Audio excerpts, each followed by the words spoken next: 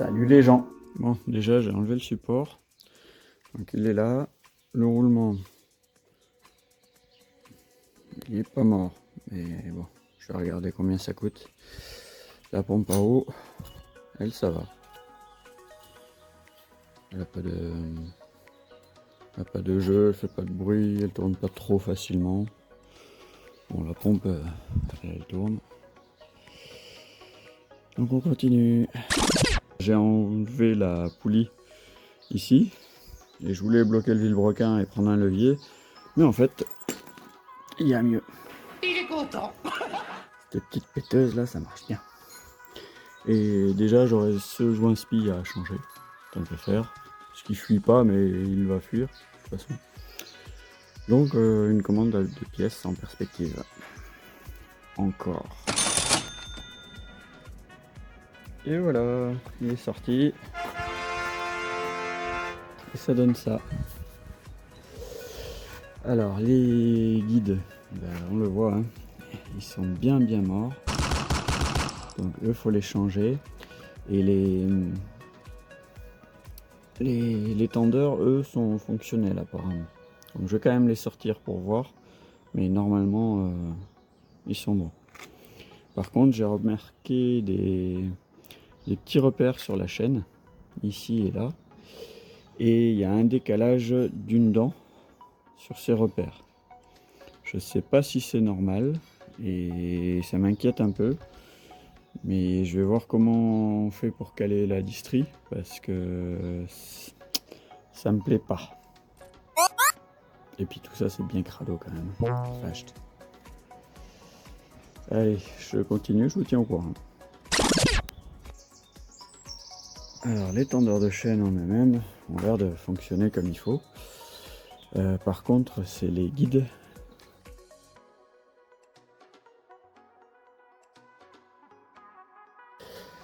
Les guides, j'ai quand même bien fait de les changer. Normalement la partie glissière est lisse.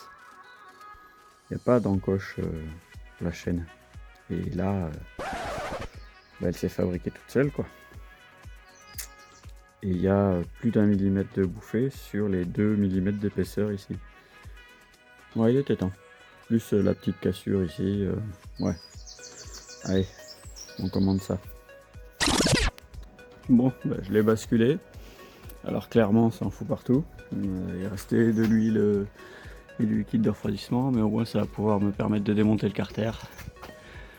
Voilà, parce que là, les 800 vis là autour, flemme de le faire par en dessous quoi.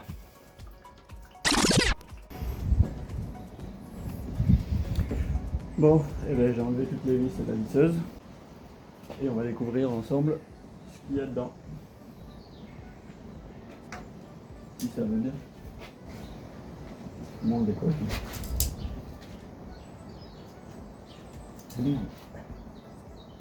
Ah, c'était collé en fait. Parce que ça fuyait tellement que je pensais que ce serait plus collé du tout. Mais si.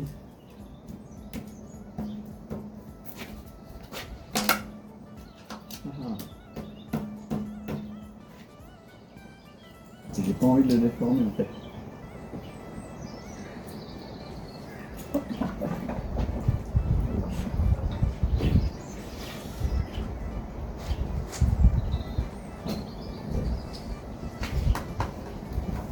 Ouais, non, bon.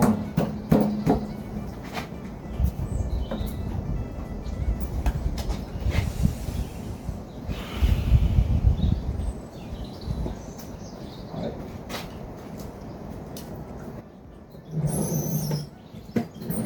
C'est la méthode un peu plus forte.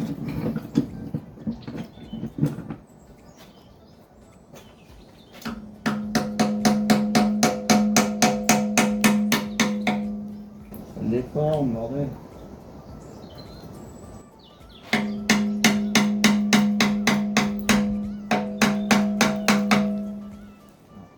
Pas si tentant. Je décolle petit à petit.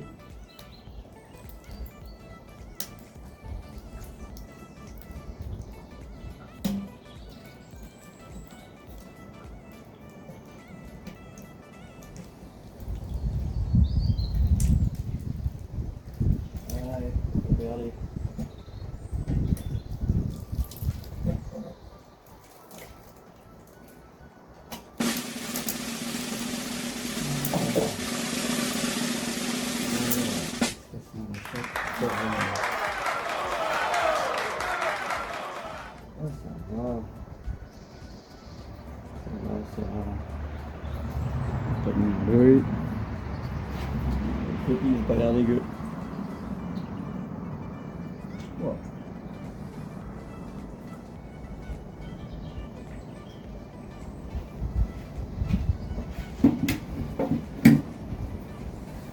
On est pas mal.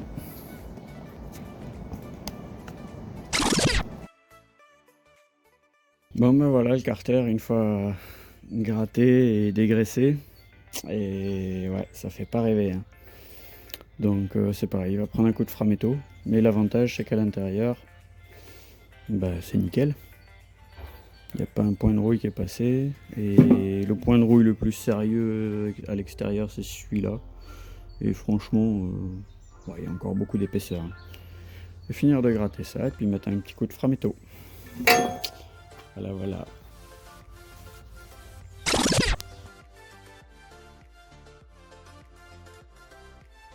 J'ai fait un traitement anti-rouille qui a complètement merdé parce que c'était du galva. Donc sur la partie galva, ça fait n'importe quoi. Mais c'est resté collé sur la rouille, donc j'ai mis un coup d'acétone. Ça a gardé que les endroits où ça a traité la rouille, ça a viré tout le surplus. Et j'ai fait une peinture haute température à la place, après avoir bien dégraissé, et ça a l'air de vouloir tenir. Donc je suis pas mécontent. Il est content. Bien sûr à l'intérieur il n'y a rien. Et je vais brosser, puis je vais remonter ça là-dessus. Enfin là-dessous surtout. Bon, le carter est remonté. Hop. Mais il n'est pas serré. Je me suis noté les couples de serrage. Donc là on est à 1,2 décanewton-m. Donc 12 Nm. Où je vais essayer la petite clé dynamométrique à pas cher, mais qui vient d'Allemagne, pas de Chine. Et j'en profite pour vous montrer toute la liste des choses que j'ai à faire sur la XM. Donc on a ici tout ce qu'il y a à faire sur le moteur, avant repose. Tout ce qu'il y a à faire sur la caisse, avant repose du moteur. La repose du moteur, tout ce qui est à faire pour la partie remise en fonction du moteur. Et après il y a tout ce qui est face avant et remontage de la voiture pour qu'elle soit prête à partir, quoi. Avec la dernière étape. Go! Allez, et puis en attendant, je vais vous trouver un petit point de vue sympa. Hop, pour me voir faire du clic-clic, parce que je sais que vous adorez ça.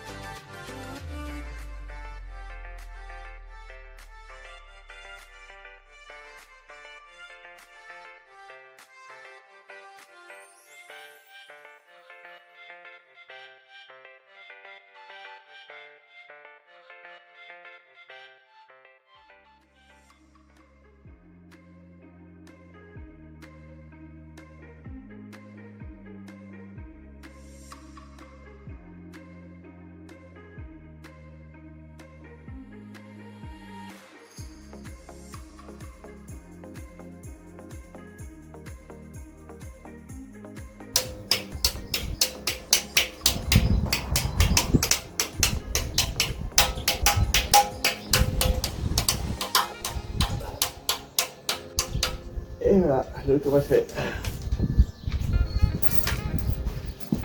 Et comme vous avez pu voir, je suis ambidextre de la clé dynamométrique. Il est content. Pour ceux qui se demandent comment je fais pour nettoyer les pièces, c'est pas compliqué, hein. Je prends du vieux gasoil dégueu qui sent bien le vernis. un pot de fleurs qui a roulé jusque chez moi avec le vent, un vieux pinceau pourri, et puis je verse ça là-dedans, puis je trempe, puis je frotte. C'est tout. Alors tous les adeptes du nettoyage au nettoyant frein, désolé, j'ai pas les moyens. Et oui, on est sur des cas de balles.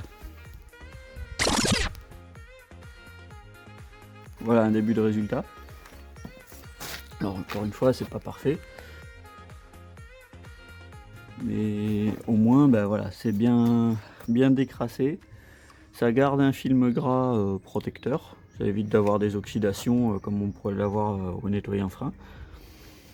Et puis, alors c'est un peu de boulot, c'est sûr, mais la pièce, elle redevient comme elle aurait dû être, quoi.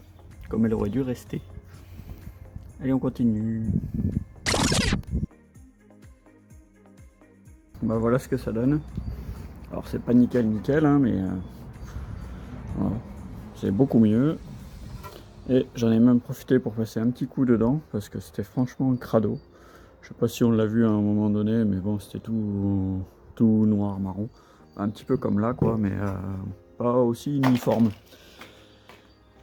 Et là, donc, je vais rien y passer. Donc, dès que j'aurai les pièces, je changerai les 2 tendeurs ici. Et après, je pourrais remonter, refermer. Comme ça, je pourrais reposer ce cache-culbut. Je pourrais reposer celui-là définitivement. Et le remontage pourra commencer. Mais pour l'instant, j'attends encore certaines pièces qui devraient normalement pas tarder, mais bon. Voilà.